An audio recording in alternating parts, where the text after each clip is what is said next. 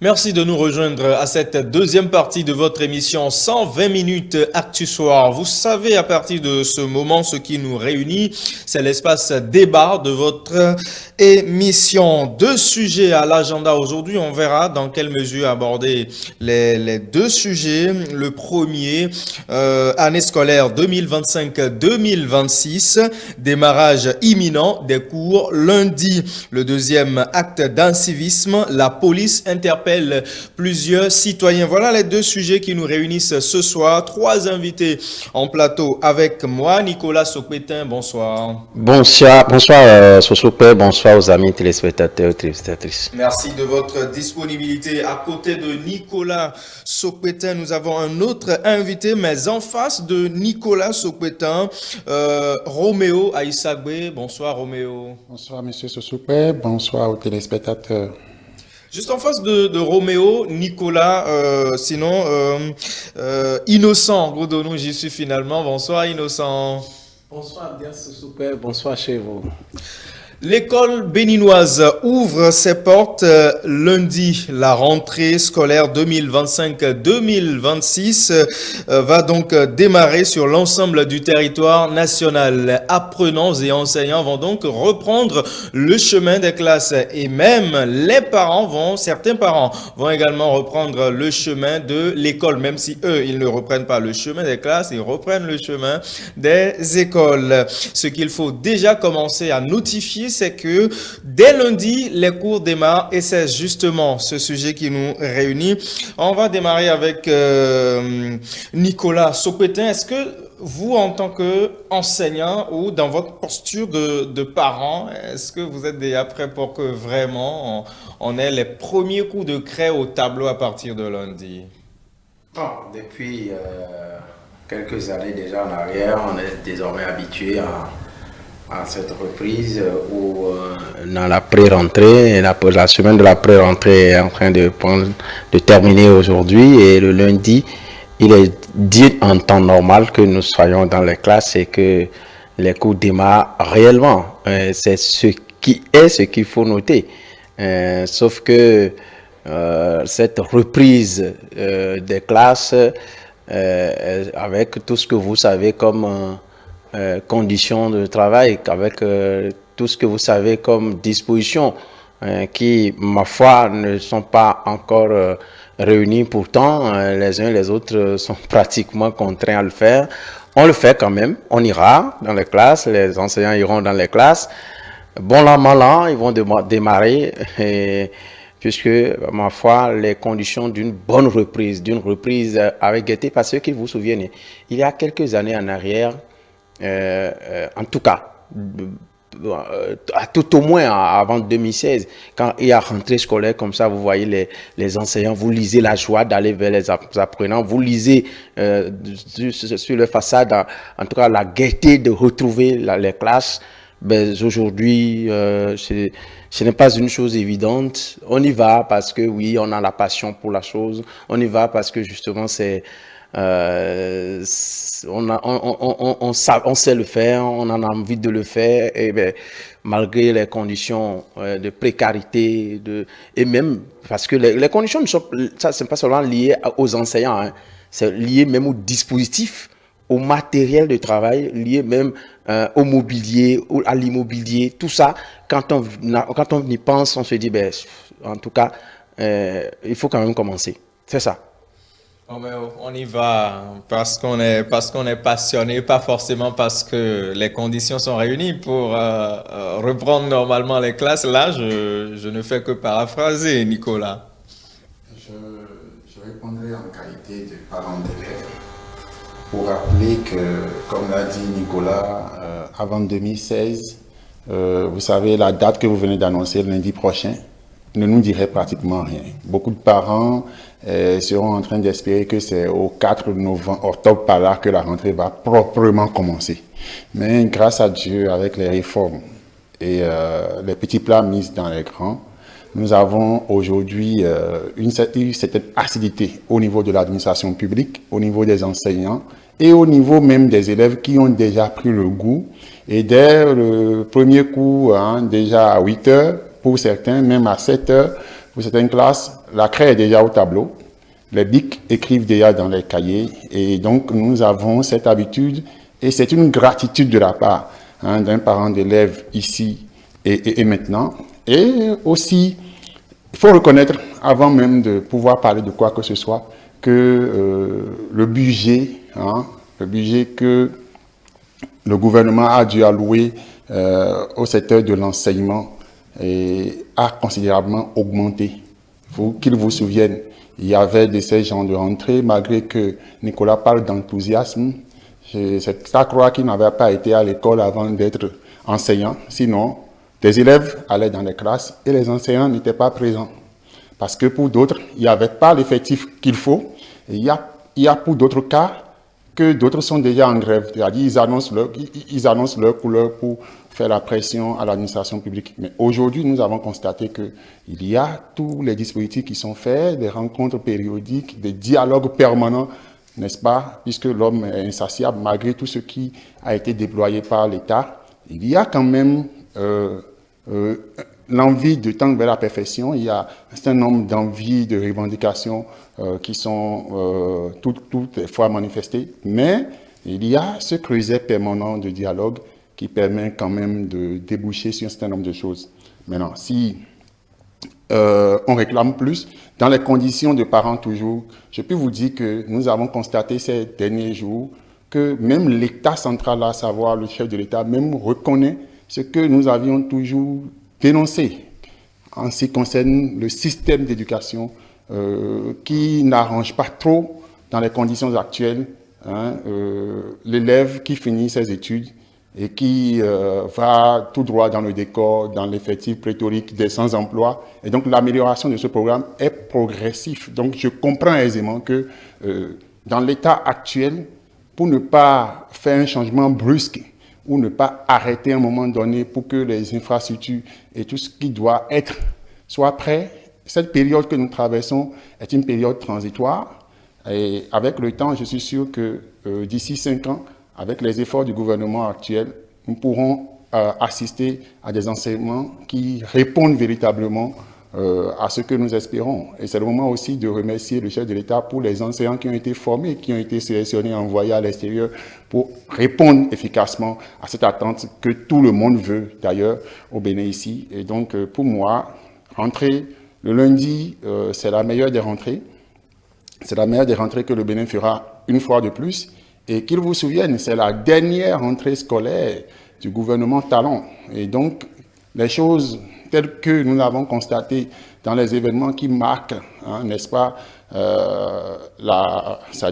son passage à la tête de notre pays, les choses se font avec élégance. Donc, je ne doute nullement que le lundi prochain, nous serions impressionnés et que tous ceux qui attendent une ou deux améliorations, surtout en pensant aux AME et tout le reste, je suis sûr que le gouvernement étant à l'écoute et ayant la vision de faire les choses avec perfection, ne saurait ne pas réagir afin que cette rentrée se passe merveilleusement bien, puisque la fin de l'année passée a porté beaucoup de promesses, beaucoup de fruits, et nous espérons en faire davantage. Et donc, je n'ai aucun doute, et je rassure mon cher ami Nicolas, oui, vous êtes avec des gouvernants qui sont proactifs, et donc, soyez-en rassurés, et voilà. Merci. Il nous semble de nous par le passé, on a remarqué, c'est vrai que Nicolas nous a replongé dans un passé pas très bien pour l'enseignement, l'éducation béninoise, une rentrée où un passé où les apprenants ne tiennent pas compte de la véritable date de reprise des classes, mais depuis quelques jours, c'est du passé. Pourtant, votre ami et frère tente de nous replonger dans ce passé-là. Non, c'est un passé triste. En ce sens que, c'est-à-dire qu'on passait tout le temps, on passait tout le temps dans les vacances. On faisait 3 mois de vacances. Il faut le dire, avant l'avènement de la rupture, il y avait les grèves perlées qui vissaient un peu ou qui dégradaient un peu le système éducatif Donc, à l'avènement de la rupture, on a vu que des réformes ont été implémentées, ont été posées. Et là, il y a eu un remaniement conséquent fait du calendrier scolaire. Donc, les apprenants ne passent plus autant de temps à la maison où ils en faisaient de par le passé. 2 mois suffisent, l'école reprend. Et là aussi, les apprenants, les enseignants sont obligés de se mettre dans la danse. Aujourd'hui, il faut dire qu'il y a une grande différence, hein, parce qu'aujourd'hui, psychologiquement, on sait qu'il y a un défi majeur qui se pointe à l'horizon. La rentrée des classes, c'est une préoccupation pour la République, pour les autorités, c'est aussi une préoccupation pour les parents d'élèves et pour les apprenants. Mais c'est en même temps un défi, parce que l'année qui vient de s'écouler, on a vu les résultats élogieux au BEPC, au bac, et l'ensemble en fait, du système scolaire, les acteurs qui interviennent se donnent comme défi de pouvoir aller au-delà en fait, de ces résultats-là. Donc, à l'avènement de la rupture, on a vu qu'il y a eu des progrès matériels en fait, significatifs, même sur le plan administratif. D'ailleurs, il faut dire que les actes paraissent à temps, les mutations sont effectuées, mais il reste un problème, la gestion des ressources humaines. Et là, on ne peut pas dire que cette gestion est parfaite, puisque, vous vous rappelez, il y a une concertation entre les centrales syndicales et le gouvernement, les membres du gouvernement. Et au sorti, nous avons vu les déclarations des secrétaires généraux. On a vu ce que le gouvernement a fait. De toute façon, tout n'est pas rose, tout n'est pas rose. Mais comme Roméo le disait, le budget, oui. Mais un budget qui est beaucoup plus axé sur les résultats visibles dans le système éducatif, mais c'est un budget qui n'est pas orienté vers le social. C'est-à-dire, quand je parle du social, il y a le problème des AME, le réversement, il y a aussi au niveau des contractuels d'État, des problèmes d'échelon. En fait, on ne va pas prendre le plaidoyer, on ne va pas faire le plaidoyer des syndicalistes ici, mais il faut dire que c'est des problèmes qui jalonnent un peu le système éducatif et la résolution de ces problèmes, la prise en compte de ces problèmes amènera l'enseignant à être beaucoup plus enthousiasmé, à être gai. Parce qu'on le veuille ou pas, quelqu'un dit qu'à la veille de la rentrée, c'est pendant ce temps-là, on voit les parents d'élèves en train de soliloquer. C'est-à-dire, pas le seul dans la rue. Parce qu'ils se demandent comment les enfants vont commencer la rentrée. C'est autant de questions justes et justifiées.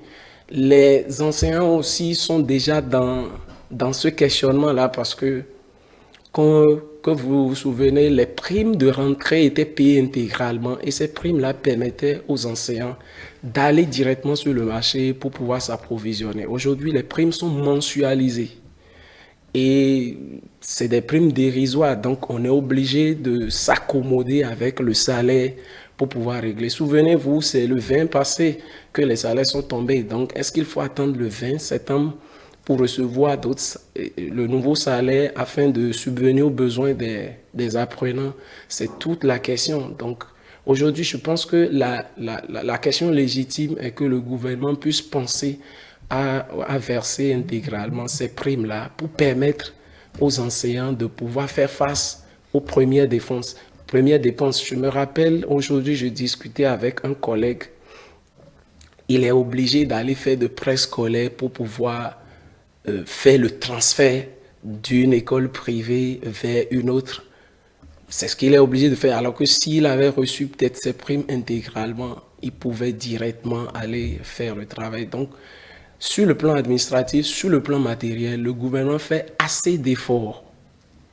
Les infrastructures sont construites. Je me rappelle, je suis dans un établissement où il y avait des intempéries qui ont ravagé complètement les salles de classe, mais il y a une commission qui a été mise en place et tout a été réparé.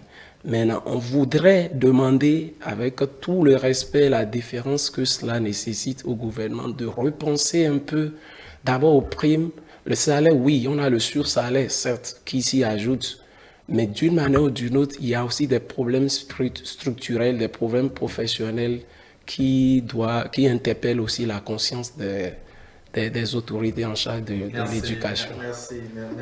Merci Innocent. En tout cas, votre plaidoyer, il a profité pour faire son plaidoyer au gouvernement. Justement, avec les enseignants, s'attendre au contraire pourrait étonner. Allez, vous avez suivi Innocent dans tout son développement, mais ce qui est rassurant, c'est que, quelles que soient les conditions, même si tout n'est pas rose, le lundi prochain, tout le monde est à l'école. Oui, et ça, je crois que c'est la nouvelle qui est partagée par nous tous sur ce plateau, c'est qu'il y a beaucoup d'efforts qui en tout cas, qui se matérialisent et que nous constatons, et dont tout le monde rend témoignage. C'est le fait que, de façon structurelle, le contenant, pour ne que parler de ça, les conditions pour permettre à ce que l'on ne voit que le côté revendiqué par mon cher ami Innocent tout à l'heure, c'est que le gouvernement a pris les dispositions de façon responsable pour que les enfants se sentent dans les bonnes conditions. Et donc, les parents aussi, mentalement, sont déjà préparés à ça. C'est vrai que, qu'on le veuille ou pas, la gestion des ressources humaines demande à ce qu'on dise, en tout cas, une vérité, c'est déjà répété jusqu'à ce que c'est devenu une vérité, c'est que pendant que tout n'est pas parfait, c'est qu'il reste à parfaire. Mais nous avons dépassé une étape, c'est celle de dire si tout n'est pas fait, rien n'est fait. Aujourd'hui, on répond que quelque chose est fait.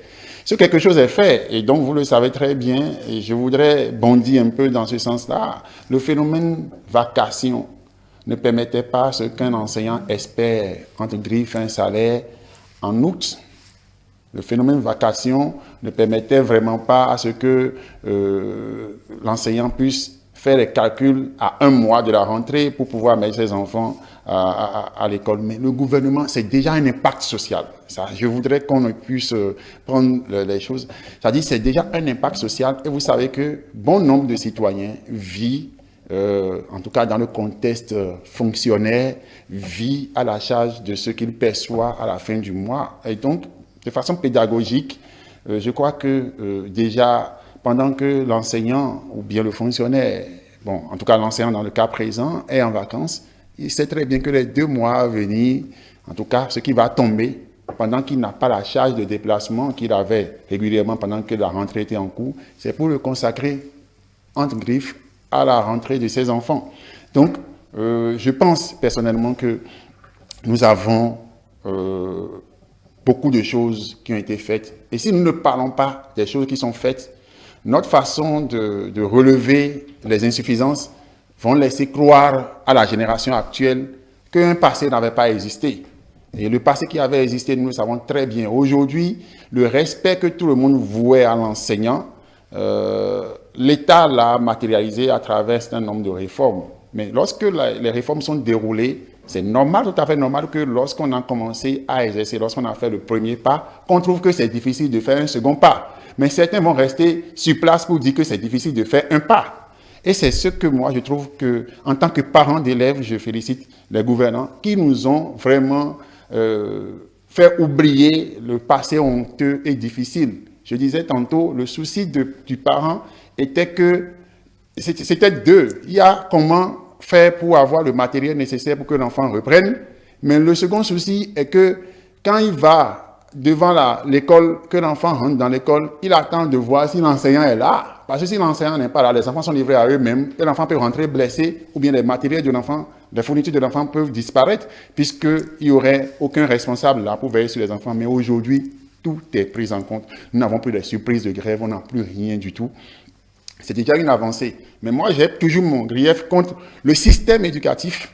Et je crois que les enseignants eux-mêmes doivent pouvoir dénoncer. C'est important. Puisque regardez un peu le cursus que les AME ou bien les enseignants font pour venir. C'est vrai, il y a école normale, école de formation des enseignants et tout ça, mais combien prennent le circuit-là? Les AME n'ont pas pris part à ce circuit-là. Est-ce que le système que nous avons, qui nous permet... On va dire que tous les AME ne sont peut-être pas passés. J'ai pas dit ça. Mais ce que nous connaissons aujourd'hui, il n'y a pas un système, c'est-à-dire notre système d'éducation ne prépare pas celui qui a le bac à enseigner. Vous convenez avec moi, celui qui a fait de la première année jusqu'en terminale n'est pas prédisposé à enseigner. Et donc, on n'a pas, ça veut dire que le système éducatif a un problème. Et le gouvernement a anticipé, c'est ça que je disais tantôt. On a anticipé, on a un bon nombre, plus de 100 élèves et en tout cas enseignants qui sont formés pour ce que nous envisageons. Et je voudrais que nos enseignants, les AME et autres, puissent voir dans cette perspective. C'est ce que je souhaite. Mais n'oublions pas, l'État dont nous parlons là, l'État a besoin de beaucoup de contributeurs au budget afin de faire face aux doléances des enseignants ou bien des agents permanents de l'État. Merci Roméo. Donc, merci. Voilà. Roméo, avant de vous retrouver, on va écouter Nicolas. Nicolas, vous avez entendu Innocent qui disait que à l'approche des rentrées, on retrouve des parents en train de soliloquer, puis finalement, c'est beaucoup de soucis. Mais quels que soient ces soucis-là, on ne veut pas parler de l'enseignant, mais on est quand même fiers que le lundi prochain, les enfants retournent à l'école et Roméo venait de le dire, l'enseignant est là et puis ça démarre. L'enfant n'est plus livré à lui-même, l'enfant n'est plus livré à la rue. Bon, j'espère que j'aurai le même temps de parole que les confrères. Et au fait, j'ai le thème rentrée scolaire, année scolaire 2025-2026, démarrage imminent des cours le lundi. Moi, mon problème, c'est que oui, il y a démarrage de cours, mais il faut se poser un certain nombre de questions. Mais justement, j'avais commencé par les poser, à savoir, est-ce que les conditions sont réunies pour qu'effectivement, l'effervescence qu'on aurait pu constater, l'engouement qu'on aurait pu constater au niveau des acteurs dans le système, à commencer par les enseignants, est-ce que cet engouement-là se constate? Voyez-vous, je suis sur le plateau avec un frère, un ami qui est aussi enseignant. Vous avez vu dans son développement, hein, vous constatez avec moi le bégaiement de la voix. Il n'est pas... bon, peut-être qu'il me démentira, c'est sûr, peut-être ça, à cause de la position qu'il est en train d'adopter. Je me dis que l'école aujourd'hui, on pense, et ça c'est l'arbre qui cache la forêt, quand les résultats tombent, on ne sait pas, il y a une sorte d'esclavagiser une frange, une bonne frange du système éducatif, des acteurs, je pense. Par ailleurs, vous êtes enseignant. Je sais ce que je vous dis. C'est-à-dire que, comment vous expliquez le fait que la législation en vigueur demande que l'enseignant qui est PC, professeur certifié, ait 20 heures de cours, mais qu'on lui donne 26 heures, 28 heures, voire 30 heures. Comment vous expliquez ça? Vous n'imaginez pas les conditions dans lesquelles les humains se donnent corps et âme pour satisfaire, parce qu'on en a l'envie, parce qu'on en a la passion. Dans toutes ces conditions, on va vous dire, mais si ça ne vous plaît pas, quittez. Mais parce qu'on sait, non mais, je sais, dans les débats, des gens vont vous dire, pourquoi vous êtes dedans? Je vous dis, les gens ont la passion de faire la chose. Comment vous expliquer le fait que, déjà, je ne parle pas seulement des enseignants, hein, il faut rectifier un certain nombre de choses. Quand on parlait même du matériel pour commencer les cours, s'il vous plaît, allez, vous, je sais que E-Télé est une grande télévision, vous pouvez faire vos enquêtes par rapport à l'immobilier. Dans Cotonou, hein, si vous voulez, n'allez même pas loin, hein, dans Cotonou, il y a, est-ce que vous imaginez, hein, jusqu'à l'année dernière, peut-être que cette année, c'est corrigé, je ne sais rien encore. Hein. J'ai fait ce débat-là avec un autre confrère, justement avec Julien Ketty, une école à Cotonou, primaire, où on continue d'associer plusieurs classes ensemble pour un seul instituteur. Nous parlons de ça, nous parlons de Cotonou. Vous ne parlez Cotonou. pas de cette année. Nous parlons vous ne parlez pas de la s'il vous plaît, reprise de non. lundi. Mais là, Nicolas, c'est ce on parle que je de la vous dis. reprise de lundi, Même Nicolas. avec cette reprise-là, allez dans Cotonou, vous allez trouver. Vous allez en dehors de Cotonou. En dehors de Cotonou, n'en parlons même plus. Les collèges, non mais s'il vous plaît, les effectifs dans les écoles. Ça, c'est des conditions. Oui, les cours démarrent. Tout le monde est content. Et moi-même, je suis tellement content que, oui, désormais, on commence les cours en septembre. Ça, c'est une très bonne nouvelle. On ne fait rien d'extraordinaire. Ça, il faut le reconnaître. C'était que, ça, moi, je me suis battu pour l'avènement du président Talon, s'il vous plaît. Et je ne me battais pas parce que rien ne se ferait. Je m'étais battu parce que je savais que quelque chose se ferait. Et même le dernier du Béninois, qui, quand on élirait à la présidence de la République, ferait quelque chose dans ce sens. Et donc, ce n'est pas forcément un mérite et qu'il faut applaudir. Moi, je dis, nous n'inventons pas la roue en commençant la rentrée en septembre. Non, je suis désolé. Mais c'est les conditions de démarrage. Quelles sont les dispositions qui ont été prises? Vous avez dû écouter, s'il vous plaît, comment il s'appelle, le secrétaire général de l'UNSTB avec la liste des problèmes de l'école aujourd'hui. C'est dans ces conditions-là, on peut applaudir un démarrage de cours le lundi. Je suis dans des collèges ou dans des collèges publics où aujourd'hui, vous voyez, même ceux que vous appelez les aspirants là, non mais, c'est-à-dire que les gens excusez-moi, si je finis sur ça, si vous permettez. Est-ce que vous savez les problèmes dans le déploiement même des AME? Comment vous imaginez? Et l'ambivalence, ça c'est des problèmes de l'école, l'ambivalence. La bivalence, merci. Un professeur de philosophie qui enseigne en même temps, qui enseigne en même temps PCT, philosophie qui enseigne PCT, un professeur de mathématiques qui enseigne anglais. Ça, c'est des problèmes de l'école. Merci Nicolas. On reconnaît à l'unanimité que l'école aura toujours ses problèmes. Ah non, pas toujours. Il faut penser à quelque chose. Il faut qu'on repense les choses et qu'on fasse en sorte que, oui, on veut bien applaudir, que la rentrée commence en septembre, on veut bien applaudir, mais que les conditions minimum, et qu'on tienne aussi parole par rapport aux promesses. Merci Nicolas. C'est vrai que le temps nous fait énormément défaut. Peut-être qu'on va consacrer d'autres plateaux à ce sujet pour permettre vraiment à Nicolas d'aller au bout de ses idées, de se vider vraiment et d'avoir de répondants vis-à-vis ou à côté de lui. Très brièvement, on va faire un tour de table là. Ce sera avec le deuxième sujet justement. On va pas s'attarder là-dessus. Acte d'incivisme à Cotonou. La police interpelle plusieurs citoyens. Vous avez appris l'information sur les réseaux sociaux comme tout le monde. Désormais, il faut que les choses soient faites comme cela se doit à Cotonou. Je crois que de façon indirecte, il y a eu la sensibilisation à cause de tout ce que nous connaissons, le nettoyage systématique de la ville, des hommes et des femmes. Quand vous sortez de chez vous, ou bien vous finissez le boulot au-delà de 0 heure, vous les voyez déjà là. En plein midi, 13 heures, vous voyez les gens en train de ramasser. En uniforme, justement, ça nous attire. Et donc, le devoir de la propriété, et de se garder propre et garder son cadre de vie propre. Je crois que nous avons suffisamment sensibilisé. Nous avons été sensibilisés et c'est du ressort de la police républicaine d'agir, n'est-ce pas, pour que la sensibilisation ou bien les habitudes changent avec efficacité. Et je crois que c'est un devoir qui relance, n'est-ce pas, le côté citoyen, le devoir citoyen de chacun des Béninois et de ceux qui vivent au Bénin, pour que notre ville, notre cadre de vie puisse être propre, qu'ils vous souviennent. Nous avons été notés comme la ville la plus propre il y a de cela quelques temps. Allons dans ce sens-là. Merci Roméo. Allez, Innocent, votre avis par rapport à ce geste de la police républicaine qui est désormais engagée à assainir notre cadre de vie. Comprenez, sur le plateau, je crois qu'il n'y a pas réellement une répartition équitable. Je dois pouvoir le dire.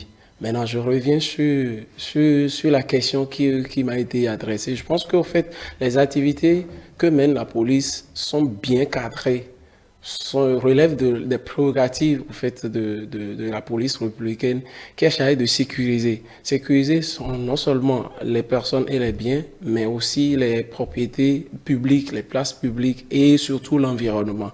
Donc ça ne devait pas nous étonner et surtout qu'il y a une loi sur l'environnement qui a été votée, qui a été promulguée aussi et qui permet au pouvoir public, à la puissance publique, d'agir sur tous les organismes, agir sur tous les leviers de commande pour amener, au fait, la population à comprendre, à opérer cette conscience véritablement écologique. Parce que qu'on le veuille ou pas, on était habitué à une débandade, à une vie de Capharnaüm. Et aujourd'hui, les choses ont changé. Il faut qu'on respecte effectivement le bien public. Aujourd'hui, il faut dire, avant 2016, le Béninois n'avait pas le respect, n'avait pas le sens du respect du bien public. On occupait anarchiquement les espaces publics. Je vous rappelle même qu'il y a des maisons devant lesquelles vous passez et on met des barricades. Tout comme si la voie, c'est en même temps le prolongement de sa propriété. Aujourd'hui, je pense que la police doit véritablement s'octroyer les moyens de réprimer avec la dernière rigueur tous ces égarements, tout ce que je pense, cette pagaille-là. Et je pense que la police est dans ça. Et puis aujourd'hui, il y a une révolution dans la conscience aujourd'hui. Aujourd'hui, vous ne pouvez pas vous permettre d'uriner n'importe où parce qu'il y a des sanctions qui accompagnent cela. Donc, c'est comme ça, l'État est dans sa fonction républicaine, dans sa fonction régalienne, de pouvoir faire dicter la loi. Et c'est ce qu'il était en train de faire. Certes, il aura des résistances, il aura des commentaires, il aura des critiques, mais l'État, ça relève des prérogatives de l'État. Et c'est ça ce qui se constate dans, en tout cas, l'assainissement de la vie publique. Nicolas, des citoyens qui font leur déjection un peu partout dans nos villes, finalement, les choses ne seront plus comme ça. Non, ça c'est une très bonne nouvelle. Parce que c'est malpropre. Hein. C'était pas rare, c'était courant de voir des hommes, des femmes, surtout les hommes, de faire sortir leurs tuyaux qui urinent où ils veulent. C'était vilain à voir. Bon, moi je me dis, il n'est jamais tard de bien faire. Le Bénin n'a pas commencé par être construit à partir seulement de 2016. Au fait, c'est des habitudes qu'il faille ne pas avoir. Et donc, si à un moment donné, il y a eu du relâchement et qu'aujourd'hui, on prend conscience que oui, il faut protéger notre environnement, c'est tant mieux. Et il faut applaudir la police et l'encourager à faire ce travail-là. Et c'est ce que je tentais d'expliquer une fois déjà ici.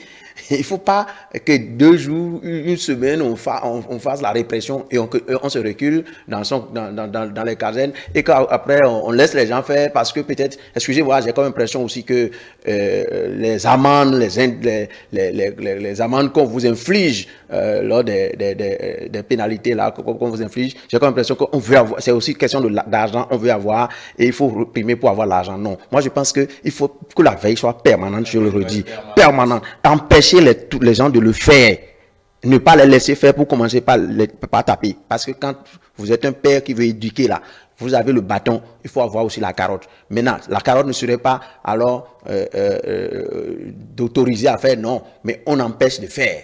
Je suis d'accord avec ça. Merci Nicolas, merci à vous trois pour votre disponibilité. Le temps qui nous est imparti ne nous a vraiment pas suffi d'aller au fond des sujets, mais on fait le promesse de revenir d'une manière ou d'une autre sur ces 2 sujets dans nos prochains plateaux. 120 minutes Actu Soir pour le compte de cette semaine va s'achever, mais nos programmes vont s'enchaîner. Bonsoir chef.